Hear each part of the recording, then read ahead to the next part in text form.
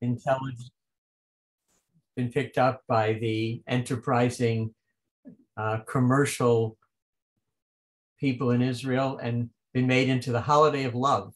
So you can read about that in the Parsha sheet. We're not going to discuss Tu B'Av, but I guess you should kiss somebody you love over the next 24 hours. And I'm not going to go any further than that because you'll probably quote me. But we're going to talk about a couple of other interesting subjects in this week's Parsha. Maybe next year we'll do more on the holiday of love. But I want to talk about two subjects in the Parsha that really combine to give us some perspective on a very fascinating idea. Basically, can you be too Jewish? And what I called in the chat, are you members of the Chumra of the Month Club? We'll get there. The first item in this week, and it's a very, very full Parsha. It talks about, obviously, it's centered around the Ten Commandments, Aseret HaDibrot, the second version, and also the first paragraph of the Shema. Those are two very powerful subjects, and we're not going to talk really about either one of them. We're going to start with this commandment that the Torah tells us, Lo tosifu al hadavar asher anochi mitzavetchem v'lo tigru mimenu. Don't add to or subtract from the mitzvot. Now, I can understand the warning or the suggestion not to add to anything in the Torah. This makes sense, of course, because, or not to subtract from anything because the Torah is complete. So unless you belong to an alternative stream of Judaism, they may be subtracting various items on an ongoing basis, but we believe we don't take anything out of the Torah and simply discard it. But why can't you add to the Torah? That's the question. If I want to put more things in that I think are going to help me spiritually, then what's the real problem with that? Rashi gives a couple of examples of what you shouldn't be adding. For example, Rashi says that you have the Birkat Kohanim comprised of 3 brachot, and don't make it a 4th. Don't add anything to it. You don't put 2 mezuzot on your door. Sometimes I see that, by the way, and that is, of course, a mistake and a violation of this mitzvah, lo tosifu, don't add anything to the mitzvot. But the question is why? And the answer is reasonably simple. It's the person who says, well, at least one of the answers, that the doctor told me 2 pills a day are going to cure this illness. But I thought to myself, if 2 pills work and they help me, well, 5 pills ought to help me even more. But obviously, if you take too many pills, that's no good either. There is a formula. There is a recipe, a list of ingredients in the Torah. And any chef knows if you tamper with those ingredients, even if you have good intentions, you may very well ruin what you're trying to prepare and cook. The Maggid of Dubno gives another little slant on this with one of his famous stories, one of his most famous stories. You may have heard it, but I think it bears repeating. Says the Maggid on this idea of not adding or subtracting to the Torah, he tells the story of somebody who moves into a new neighborhood, and he asks, one of his neighbors comes to see him, and he asks, may I borrow a set of dishes? And he gives him the set of dishes, a set for 6, but when he comes back to return the set of dishes, he returns a set for 8. Okay, he says the neighbor, but what happened? I gave you a set for 6. Well, he said, the neighbor, a very beautiful, wonderful thing happened. Your dishes got together while I had them, and they gave birth to extra dishes. So since they're your dishes, you get back 8 instead of 6. So the man says, or the woman, or the family says, oh, okay, that's very nice, thank you. Fellow comes another time and says, can I borrow a set of glasses? And he borrows 10 glasses, and lo and behold, when he comes to return the glasses, he brings back 20. He says, well, what's going on? Why'd you give me double? And he says, well, another beautiful, wonderful thing happened, that your glasses got together and they had baby glasses, and now you have double. And they say, oh, wow, what a wonderful thing. Mazel tov, thanks for the glasses. And then the man comes a third time and he says, I notice you have a beautiful set of silverware. Can I borrow that as well? So they figure, wow, this is a great deal. You know, we'll give you all the possible goldware we have in our house. You can borrow that.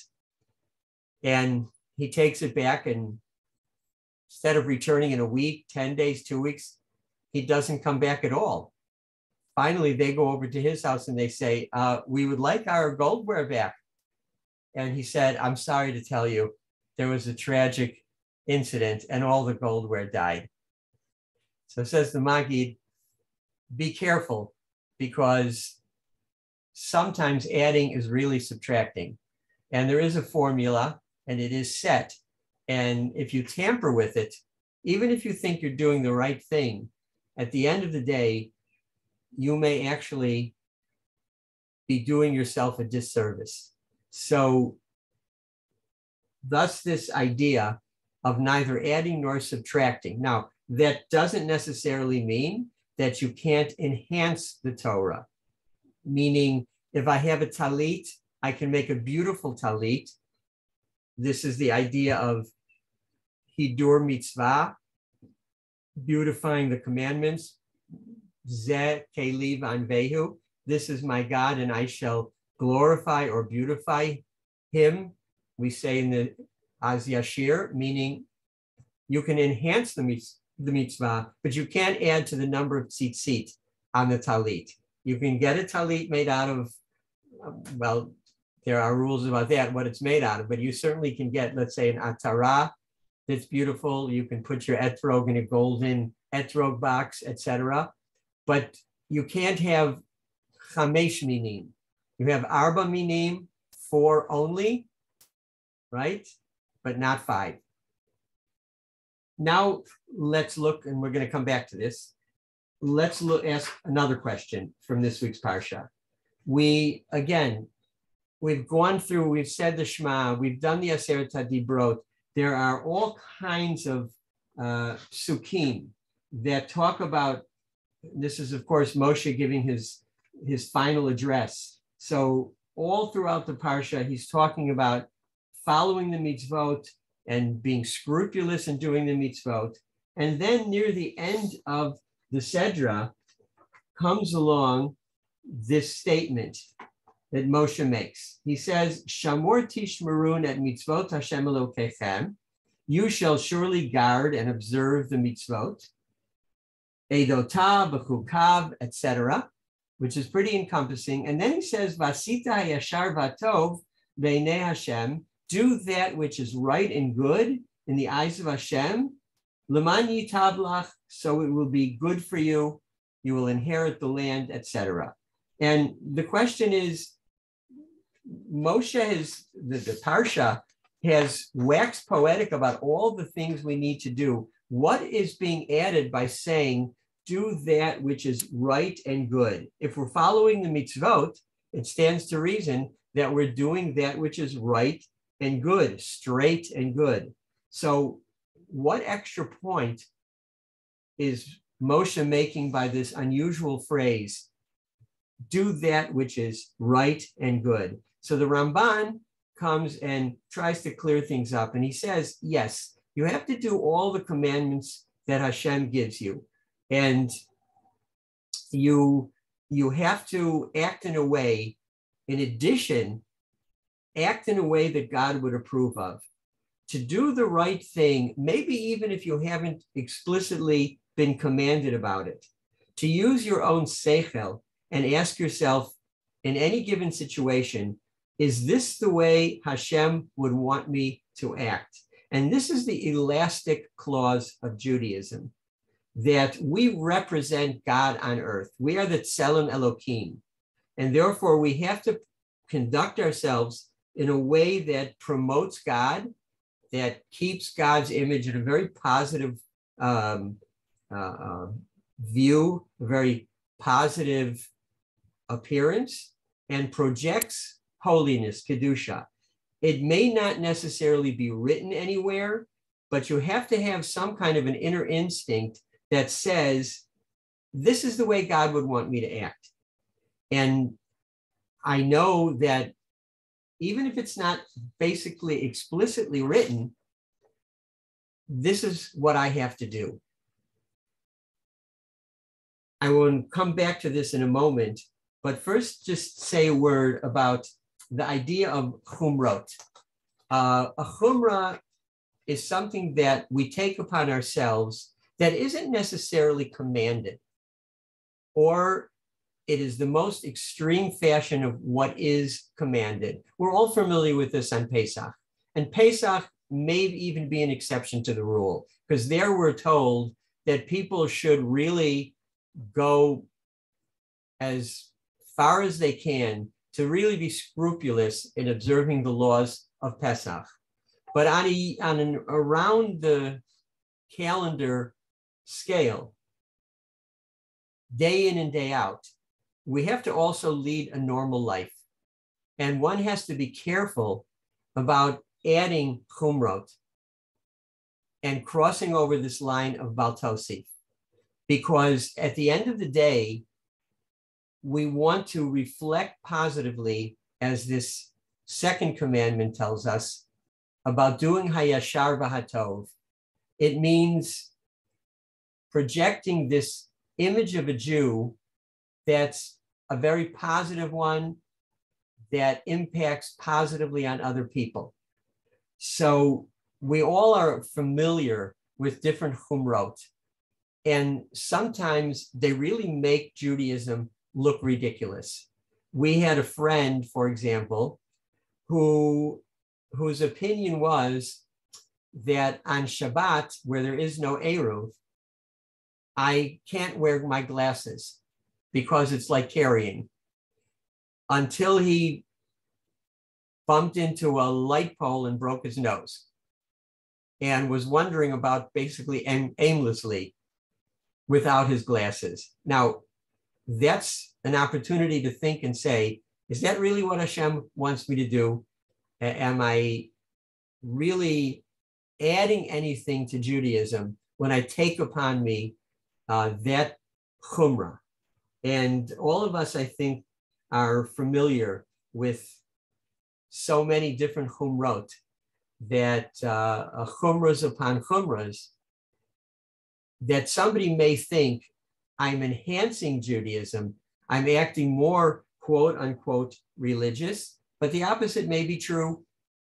And in fact, when someone is too extreme, the truth is that you cross a line where you're not necessarily protecting the halacha, but you're undermining the halacha and making a mockery of it, so that people think we live really, an absurd kind of life. We already do enough things in the mitzvot that look a little bit unusual to people. We wear a box on our heads in the morning. As one of the comedians said, on Erev Pesach, we go around the house in the dark with a candle, searching for items that we ourselves hid. Not easy for other people to understand that, among other things. But at the end of the day, we have those kinds of rules and rituals already. But at the end of the day, we want people to come away and think Judaism is really a very logical and a very sound religion, that as you investigate it, it makes sense, and it carries a message with it, a spiritual message that people can take away. And the problem with going too much to the extreme is twofold. First of all, it doesn't necessarily send that message anymore. It makes Judaism look like it's not a normative way of acting. And it often separates one Jew from another because there's no end to the amount of chumras that people can take upon themselves, usually in an attempt to say, I'm more righteous than you are. And at the end of the day, we have to be confident in ourselves, but we also have to know that Hashem sees everything.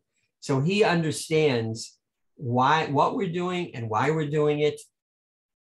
And he goes to the heart of the matter and knows what you would define as a good Jew, spiritually proper, and something which would make God proud and that we should be proud of. So often we do these things and we don't think about them. We may, even when whole communities do things, they're not necessarily fulfilling this idea of Asita Hayashar Vatov. And the Ramban, he's very, very charif. He's very strong about this issue of making sure that your outside or your behavior klapei chutz to those on the outside is no less holy than what's going on inside you. So the Ramban has this personality that he identifies in speaking on this issue, which he calls the Naval Birshut HaTorah. He says, you can go through all the commandments and you can operate within the law, but at the end of the day, you are a naval. It's a hard word to translate, but let's translate it as scoundrel. You can be a scoundrel, even though technically speaking, you followed all the laws. But if you did it in a way that was hurtful to others, or that gave off this aura that Judaism is an ugly religion or is a hurtful religion, then even though perhaps by the letter of the law, you did the right thing, at the end of the day, you're still categorized as a scoundrel. And this is a hard thing to keep. The only way maybe to be able to follow it is to always think on any situation, is this the way that God would want me to act? Obviously, you have to keep the mitzvot. So you can't use that to say, well, would God really want me to keep kosher? Or would God want me to fast, not to eat on Yom Kippur? But where you have certain options, think, especially in situations that are unusual. So I'm going to just tell you two stories on this idea, and then we'll come back to what we started with. So the first story, and both of these are true stories. So the first story concerns Rabbi Zev Leff, who I heard it from. He was a rabbi in Miami Beach. One of his original, he now, of course, is the rabbi of Moshav Matityahu, and he actually put in the Eruv in Miami Beach. And he tells the story that he was a young rabbi and a woman came to see him. And as you know, there are a few elderly senior citizens in Miami Beach. So the woman came and said, Rabbi, I really need your help. My husband is not well. The doctor has told him he must eat on Yom Kippur, and he refuses. He says, I'm going to fast and I'm not going to eat, and I don't care what any young whippersnapper doctor tells me. So can you do something? So Rav Leff said, well, let me try. Let me call him into my office. The man comes in and he says immediately to Rabbi Leff, he says, I know why you called me here. My wife told me, and I'm just telling you right now, it doesn't matter what you say. I am not going to eat on Yom Kippur. I've been fasting since before you were born, and I'm going to continue fasting, and there's no point even discussing it. So Rabbi Lev said to him, well, I hear what you're saying, and I can't make you fast, make you eat on Yom Kippur. I just want to tell you that after Yom Kippur is over, I will be telling the Gabbai of the shul that you are not allowed to have any honors in shul anymore. And even on your yort site, which I know you like to daven on the yort site, you will not be davening and you will not be given an aliyah. So the man was speechless. He said, what? Because I want to keep Yom Kippur and I want to fast on Yom Kippur, you're denying me honors in the shul? What is that? So Rabbi Lev said to him, listen, I don't check when people come into shul what mitzvot they keep, what they don't keep. I don't know. There's nobody who alive who never sins. So people sin. I don't check on that. There's only one sin that I can't really abide, and that's idolatry. The Torah doesn't let us give any favors or any slack to someone who's an idol worshiper. So he said, what does it have to do with me? Rabbi Lev said, listen, we have a religion called Judaism.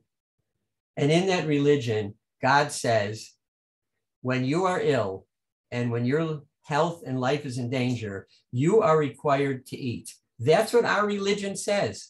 If you don't abide by that, you obviously practice another religion. And since you practice another religion, I can't really be giving you honors here. This is for Jews. Well, at the end of the day, Rabbi Lev says he gave in and he ate. It was a bit extreme, obviously, but what he was saying is that you sometimes have to think that there are situations that require you to ask, what does Hashem want me to do? Obviously, he wants you to live so that you can keep many mitzvot in the future, prolonging your life and not shortening your life. The second story, I've told it many times before, you might have heard it, but it's a very beautiful story that made a very deep impression on me. It's a story that I heard from the late Rabbi Rafael Grossman. His daughter actually lives in Ra'anana, and he was a distinguished rabbi. He was the president at one time of the Rabbinical Council of America, and he was very proud to say that at one time he was rabbi of the largest Orthodox synagogue in America. Anybody can guess where that was. You probably won't, because it was located in Memphis, Tennessee, not in New York City, in Memphis, Tennessee at one time. It was a very big and beautiful shul. In any case, Rabbi Grossman tells the story that when he was a young rabbi, ordained not very long ago, that he was walking in New York and coming home from shul one Shabbat. This is in the days when there was no Eruv in New York City. And he was walking with a group of friends, and they came upon a traffic accident that had just occurred. And a woman had been hit by a car and was laying in the road bleeding. Obviously a woman who was not Jewish. Instinctively, Rabbi Grossman took off his talit that he was wearing because there was no Eruv, so he had to wear it. And without pausing at all, he ran over to the woman and he covered her with his talit until the ambulance came. And the ambulance came, and unfortunately they were not able to revive the woman, and she died. And Rabbi Grossman took back his talit, which now was covered with blood. And suddenly he was overcome by fear. And he said to himself, there's no Eruv here. I carried on Shabbat. And not only that, I destroyed my talit by helping this woman. He draped the talit over his shoulders and he ran to the house of his Rebbe. And he came in and he told his Rebbe the story and said, I'm terribly distraught. I committed a terrible sin. And Rabbi Grossman said that the Rebbe put his arm around him and he said to him, Raphael, your talit will accompany you in life and maybe even beyond. Some customs, people are buried with their talit. And he said, you will no doubt do great things while wrapped in your talit. But he said, I believe you will never bring as much holiness to that talit as you did today when you put it on that poor dying woman. You did hayashar v'hatov, that at the end of the day, that is what Hashem requires of us. Even without thinking, you instinctively knew that this was something that Hashem would want you to do. It's not always an easy choice, and we can't always, predict so accurately and use this as a rationalization for doing something that we shouldn't be doing. But there are situations that call upon us to use our seichel and to make a decision. Is this something within the bounds of the Torah and the mitzvot and the 10 commandments and the Shema and all of the other things in our parsha that Hashem would want me to be doing? Sometimes adding to the mitzvot is subtracting. It's not necessarily making a greater and a more powerful, spiritual, meaningful religion. And that's exactly what the pasuk, I think, is trying to tell us, that there is a formula and we should follow it and not go too extreme, and certainly not take it upon ourselves to think that we can make it better. We can enhance it, we can beautify it, but we can't change it. And we can't really improve upon what Hashem has given us. But even as we follow those mitzvot, there has to be somewhere in the back of our mind that we are doing this in order to really project a behavior and a way of life that Hashem would be proud of and that we feel Hashem would want us to do. So it's a very beautiful parsha, and I think these two ideas add significantly to everything in there. So I again want to wish that Rabbi Stern, Zichrono Livracha, should have an aliyat neshama. And as I said, he was a very distinguished rabbi who I believe always did that, which was hayashar v'hatov. So I will stop, and if you want to unmute yourself and add anything, you may. If not, I'll wish you a very happy Tu B'Av, and try to love somebody this weekend in the spirit of Tu B'Av.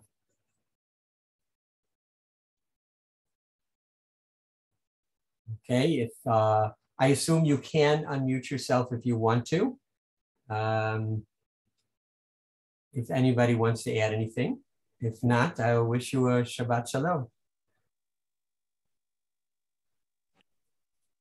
If you are trying to unmute yourself, you can go into the chat and I'll make sure that they're all unmuted. I'm unmuted. Okay, very good. Thank you. Shabbat Shalom. Thank you. Okay, everybody. Thank you. Thank you, Rob. Thank you. Shabbat Shalom. Shabbat Shalom. Shabbat Shalom. Thank you for joining in. See you next week. Sameach.